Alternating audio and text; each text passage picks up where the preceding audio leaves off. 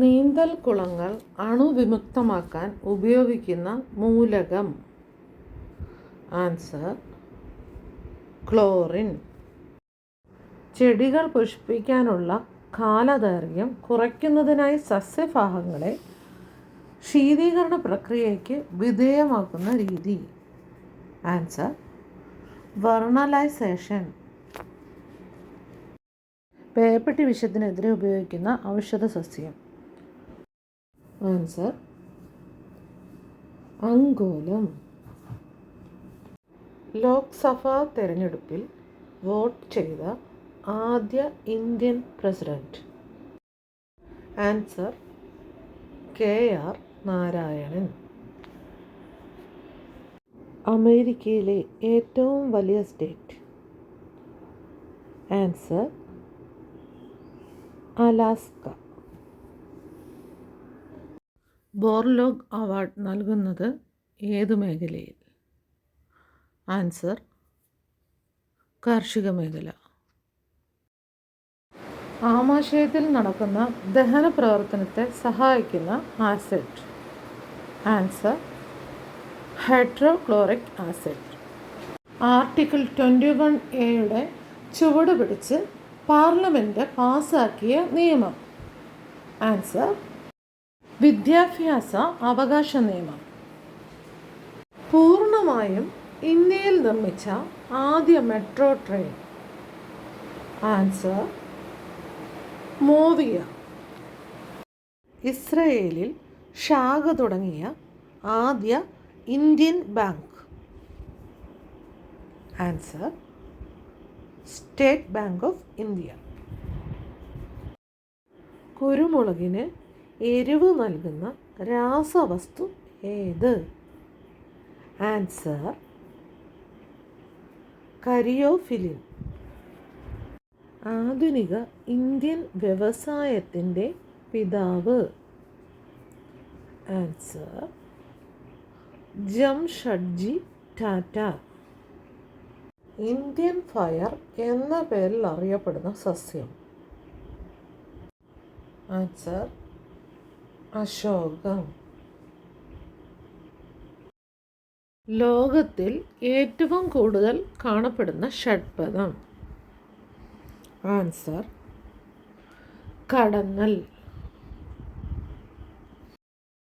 കാറ്റുവീഴ്ച പ്രതിരോധിക്കാൻ ശേഷിയുള്ള തെങ്ങിനം. ആൻസർ കൽപ്പവൃക്ഷ.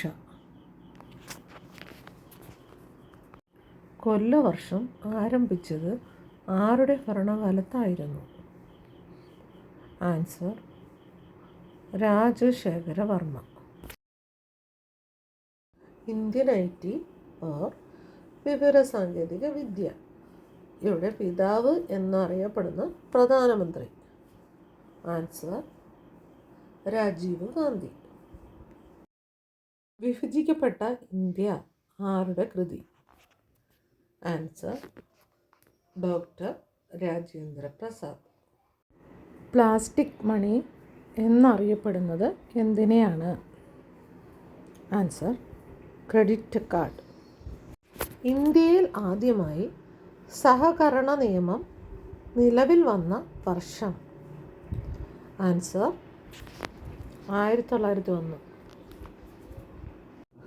അടയ്ക്കയുടെ ശാസ്ത്രീയ നാമം? Answer Areca catechu. കാന്തിക ഫ്ലക്സ് ഒരു വസ്തുവിൽ കൂടി പ്രസരിപ്പിക്കുവാൻ ആ വസ്തുവിനുള്ള കഴിവ്?